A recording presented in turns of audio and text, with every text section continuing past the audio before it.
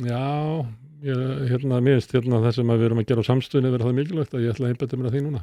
Þannig að þú myndi ekki líta tilbaka og horfa aftur til þess að þið langið aftur Nei, en ég mun styðja fólk sem vill gera einhverja góða hluti. Ég hef trú á því að það sé hægt að byggja upp svona sósíalískt afl og sé bara lífsnauðsynlegt fyrir Ísland, sko.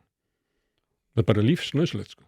Því að ef það er ekki og samfélki bara sogast inn í viðreisn og tekur upp síðan alla stefnu hægri sinns og þá munum við bara sitja uppi með mjög vont samfélag.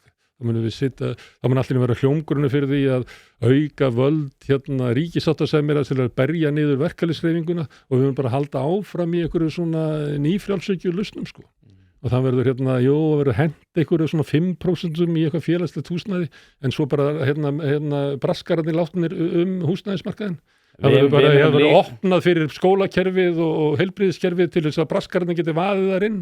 Þetta er bara stórhættulegt, sko. Frelsið er bara stórhættulegt. Þetta er ekki frelsi, þetta er bara frelsi hinna ríku. Það er frelsi hinna fátæku að ekki hafa aðgengi að gjaldfrjálsir heilbrigðisþjónustu og skólakerfi geta sendt börnin sín í skóla, að geta verið örugum það að börnin hafi örugt húsnæði, það er frelsi.